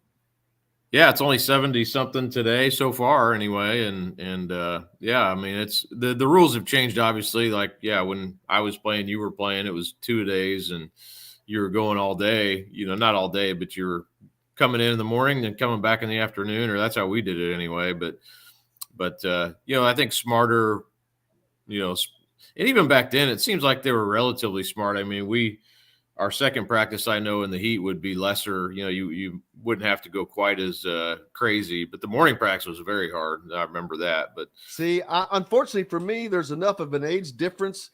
I'm on the other side of that, of the health officials stepping in and learning they actually need water. Yeah. We should actually give them water. No, during practice, not afterwards. Yeah. No, they probably don't need to run quite that. No, yeah, we didn't. I was back, unfortunately, or fortunately, I was back in the old school days, which I kind of like it, to be honest with you. But it makes you different. It changes my opinion, because I see things as a lot softer today in certain areas, but there's also areas where I know that things need to be addressed and done better, like making sure you have water. Yeah, we always. I mean, I played in the '90s in high school. We always had water spigots next to our field. I mean, honestly, so those are some of the best. I think back, I mean, we had a great time. I mean, some of the dumb stuff we did, though, is like we'd do like Ring of Fire, and you'd constantly be hitting and just, I mean, stuff that was usual for everyone back then, but probably not very smart in retrospect, where you're just getting hit all the time. And I was, first couple of years, I was scout team quarterback, and our linemen on scout team were basically like backup receivers, and I had guys I was just getting hit all the time. It is not, there was no let up on the quarterback. I mean, so it was really, I don't know. Looking back, that part of it was stupid, but we were smarter about, I think, hydration and things like at that time. We just weren't smart about the head stuff. And I think that's where things have changed a lot in the last, probably the last decade, really, since concussions became a bigger factor. And a lot of coaches I've talked to have said, our numbers have really bounced back since the concussion thing really became kind of a low point for football numbers, and probably the couple of years after that. And I remember writing a lot about that at the time. And now I think the equipment and the helmets and probably just the lack of, you're just not hitting all the time like you used to. And I think that's helped alleviate some of those issues. That, and they use those skull caps that they put on top of the helmets now for practice. Like I know the colleges use them a lot, which is very, very smart. The one thing I've never understood, because when I played, I did not lead with my helmet. I did not want to lead with my helmet because I knew the danger of leading with my head. I was afraid of what I'd do to myself. And so I've never understood, like in the NFL, these guys, they're just headhunters, man. They lead with their head. And I'm like, why? You can hit just as hard with your shoulder. So I just wondered, I just never understood why the NFL, well, they're all fighting for jobs all the time. I guess that's comes down to that. And then so many other younger players see that and emulate that. I think that's part of an issue, I believe. Yeah, it always scares me to death when you see that head drop, and it could be something really dramatic happen. But I think I see a lot more rugby style tackling than ever. I mean, that became sort of popularized by the Seahawks, and then I know there was Ohio State and some other colleges really started using it a lot more, and you see that more at the high school level, that being taught more. So that's something that I think has helped to kind of take the head out a little bit. But man, I don't know, you look at the head, a lot of times defensive backs or linebackers who are hitting receivers, and you see that get called a lot. But man, you see it. I mean, if you running backs take a lot of those too that don't get called, and you're just, handing off the ball into the line and they're getting smashed by helmets all the time.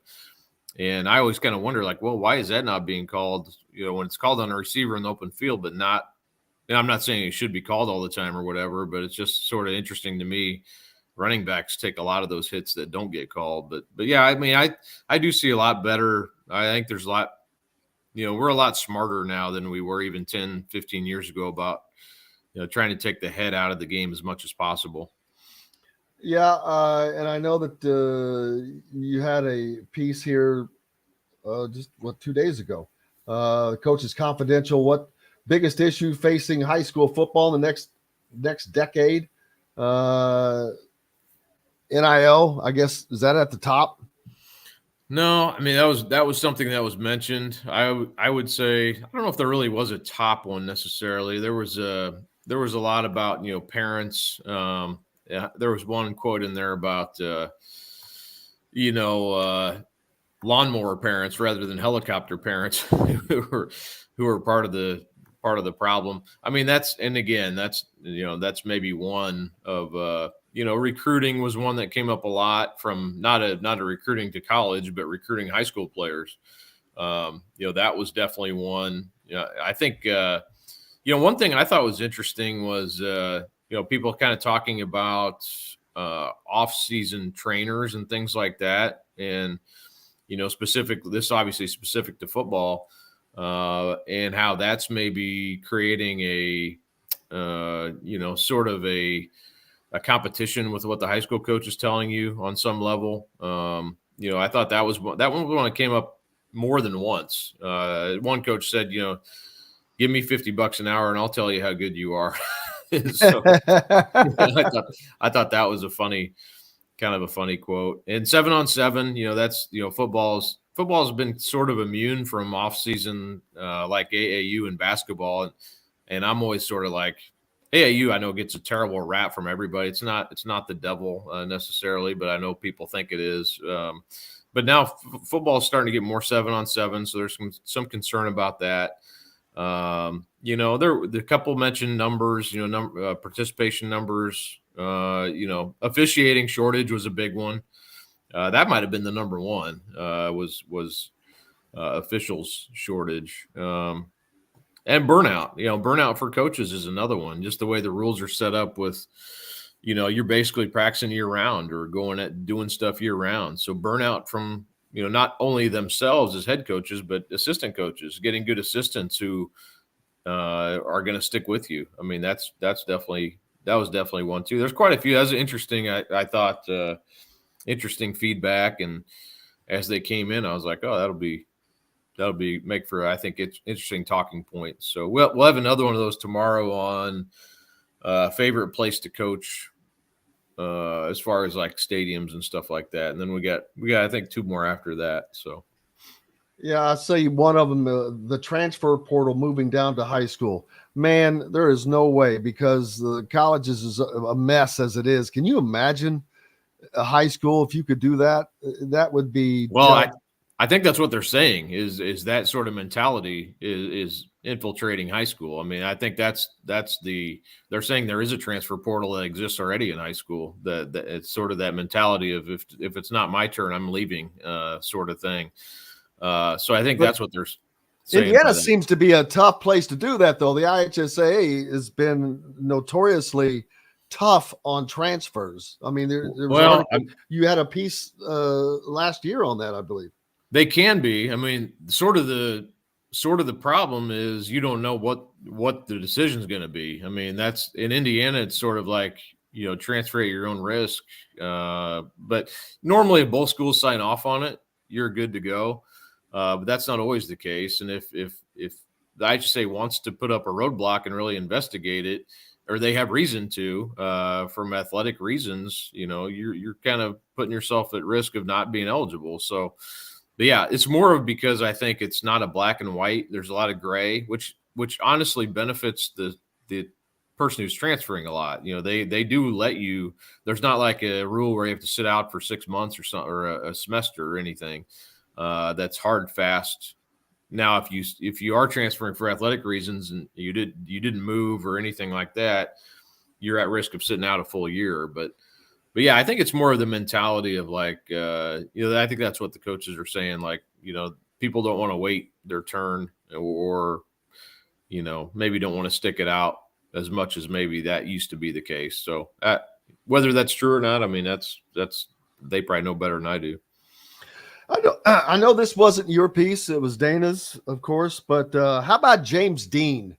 I don't. Did you get to read the piece she did on him being a former hoopster at was it Fairmont? Is that where you went? Fairmont, yeah, I did read that. Yeah, I can't remember what. Yeah, I mean, I can't remember what Hall of Fame was. It Grant County, I think Hall of Fame is what it was. It's either the county or that school is in, I believe. Yeah, I'm sure. I think it was a county Hall of Fame. But yeah, I never did see him play, so I don't know if he's deserving. You don't say. You don't say. That's probably more your age group, right, Jim? Yeah. I was there. I was a manager on that team. He was known as Jimmy Dean. Dean. He should have made sausage. I know. So makes good breakfast. Was reportedly a gritty sports phenom who wore glasses and didn't really look much like an athlete, but he was a 3-sport letterman who drained shots on the basketball court, set records in track, and was a star baseball slugger. Yeah, I do remember he was known. I mean, I don't know if that school is still. I know it was in disrepair, and maybe it may have been torn down. But it was one of those that's still there. They still had a school there that was, and its gym was there. But I think it may be gone now. But for those gym experts out there, somebody may know. And that's a shame. I hate when old cool gyms go away. There's one in Clarksville that the town hall and the police station it used to be an old school, but they still have the gym there because I remember playing church league there when I was young. But that one's still there, I believe. And I don't know how you pronounce this thing. I always say Nanshan, Nachand. They're in Clarksville or where Providence used to play. It's a little bitty box, great old school box with a it's like a 2-lane tracker above the top. Oh, really? Oh yes, it's complete old school, man. It's site of a record that I promise you will not find in the record book. Most technical fouls called in a game or on a single person in a game, in a coach or on a coach. How many you get before you're tossed? It's 2 now. I don't know what it used to be. It doesn't matter what it used to be. This was not that long ago. It was 2 then. Joe Hinton, our old buddy Joe, he got 1, he got 2, he got 3, he got 4, he got 5, baby. Dang. 5 technical fouls.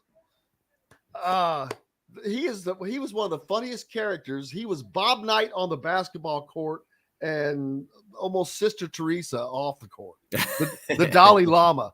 Nicest guy you'd ever talk to, run into.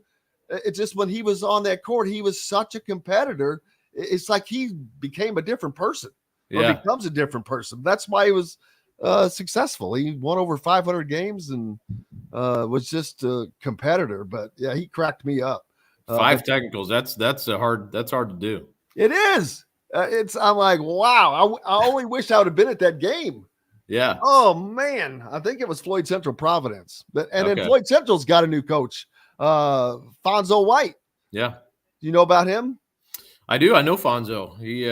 He coached up here, and then he coached in Fort Wayne at Fort Wayne Lures. Good guy. Had been around the game for a long time, and glad he's getting a chance down there. There's a lot of coaching changes down there with New Albany a couple different times, and then Floyd Central there. But yeah, Jeffersonville probably the team to beat, I would say. Did New Albany change coaches? I wasn't paying attention. They just hired somebody, I believe, yesterday. Not a name that I recognized. I did not know that their coach left. Yeah, well, you knew Shannon retired, right? I did not. Yeah, and then they hired the guy from from coach at Jay County. Anyway, but yeah, they do have a new coach. I think came in from out of state. Oh, Craig Teagle. Craig Teagle was who they hired, and then he went back to up the Fort Wayne area because he had a family situation. So the job was reopened, and they just hired someone, I believe, yesterday or 2 days ago. And actually, rumor the Floyd Central job was actually there. Someone else was hired first. I don't know if I should say who it was because I've heard. I know that story. Yeah. I don't know what happened there, but that would have been wild, huh? Yeah, I think it was a situation where another job came open, and then that's why he took that job. And then I don't know if it was ever finalized, but yeah. But yeah, Fonzo's good. Fonzo, I think, will do well, and he'll be very motivated to do well. And I think he'll get that youth program going. And maybe it was already, but. Well, that's a big change for Southern Indiana basketball. We're talking about 2 of the powers down there for Floyd Central and New Albany.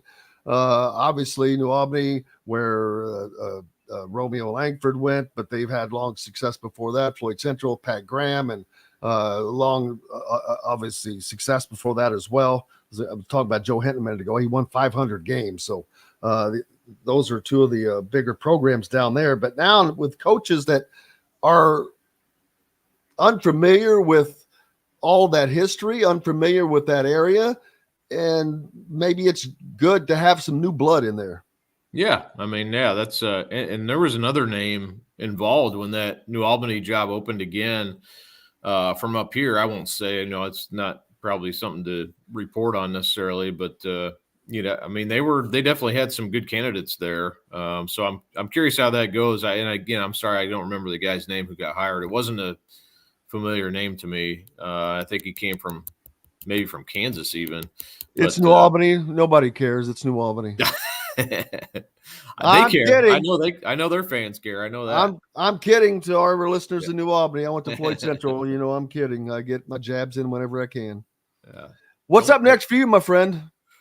Like I said, I'm doing this story on the today on the Cascade kid who just passed, and then then really cranking out a lot of football stuff is kind of the name of the game for the next couple of weeks. Absolutely. Well, enjoy it, sir. We look forward to talking to you next week.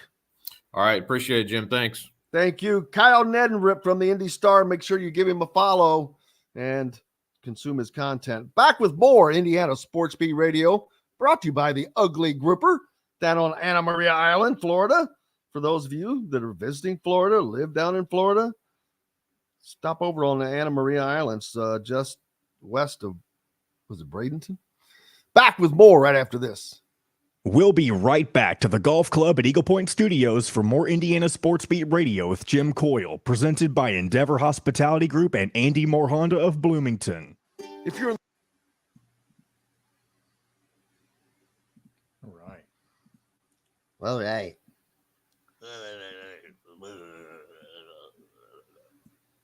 Do. See, I love talking with people. Mm-hmm.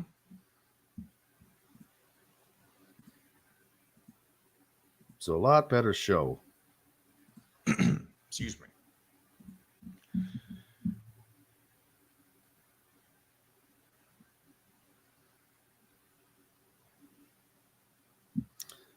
Could an ACC Pac-12 merger?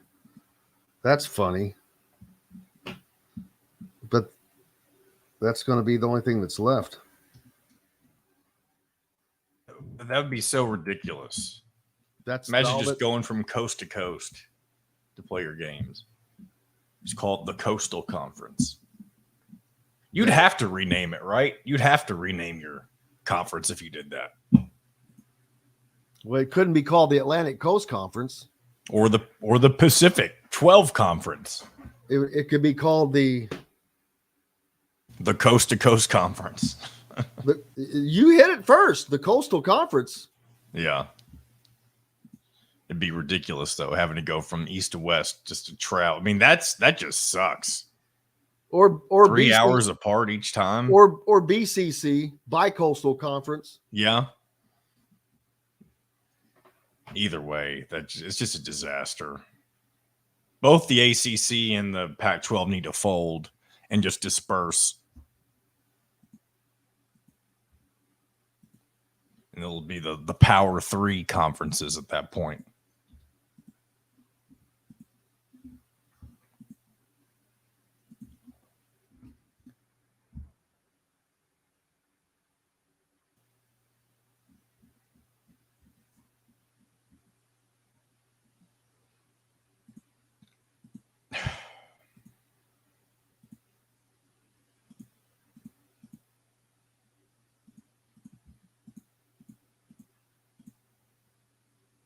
All right. We'll have about 7 or 8 minutes here.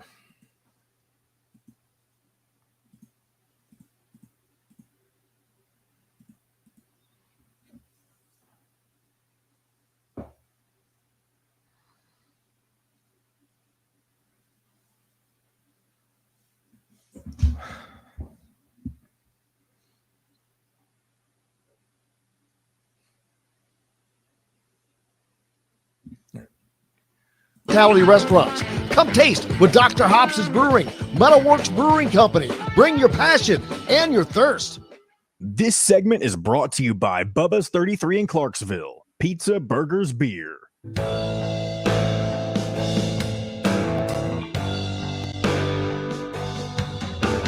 Now back to the golf club at Eagle Point Studios for more Indiana Sports Beat Radio with Jim Coyle, presented by Endeavor Hospitality Group and Andy Moore Honda of Bloomington. Welcome back, Indiana Sports Beat Radio here on this Wednesday, August 2nd. Thanks a lot for being with us. Hope your week has gone well. We've hit the halfway point. We've talked spent a lot of time talking about conference realignment. What's going to happen? What's going to happen with the Pac-12 and the ACC, who are just getting left out in the cold as the Pac-12 has lost their crown jewels, and now they've been hit by another loss with Colorado leaving, which it's not that that's a major hit in and of itself, but when your lower end teams are also leaving, you just lost another program and you have to refill that. The ACC is just completely screwed in two ways. Number one, they are a horrific football conference now.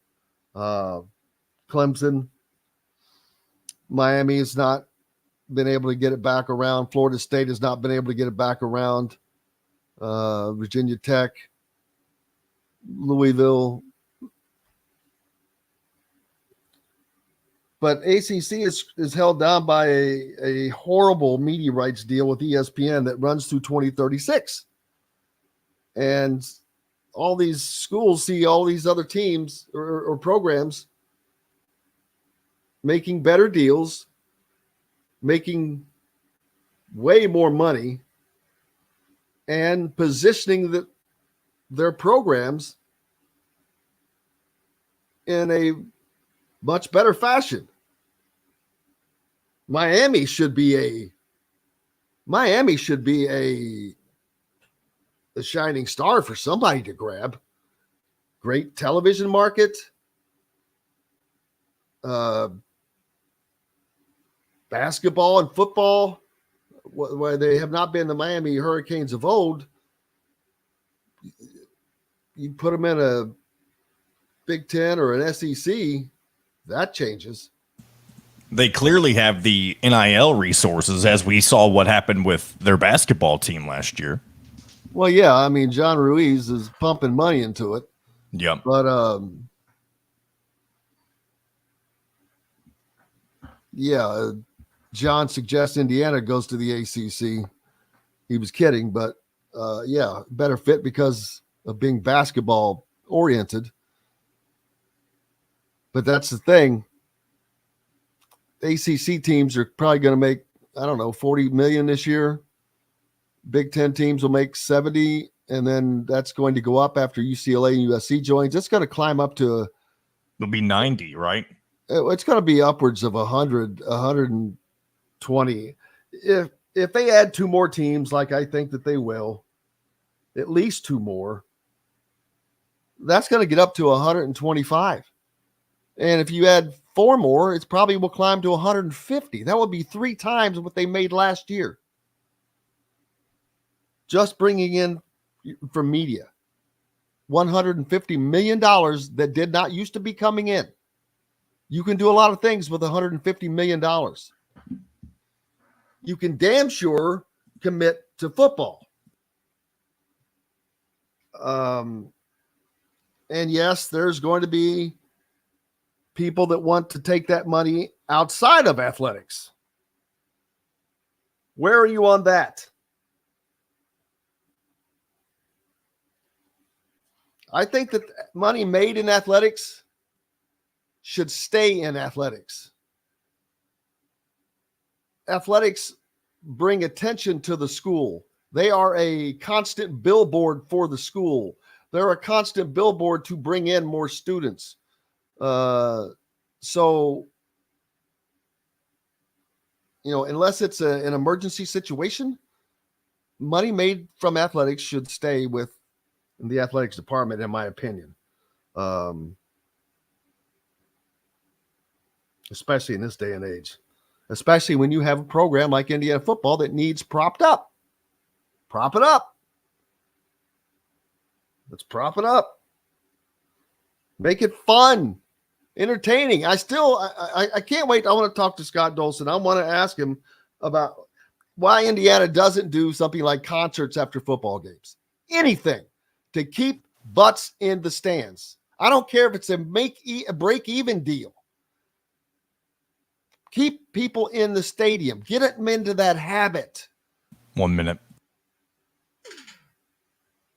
Maybe we can start with AC/DC or U2 or Guns N' Roses? Probably not. They're from West Lafayette. Hey, well, Van Halen, that's over. David Lee Roth from Bloomington, that would have been cool. Man, thanks a lot to everybody. We appreciate it. Kyle Neddenriep. K-Bro, always a pleasure and thankful to him for coming on. John, the producer, for keeping us between the white lines. Most importantly, thanks to you guys. Without you, we have no reason to be here. We're back tomorrow to do it all again. Until tomorrow, I'm Jim Coyle. I will see you on the radio.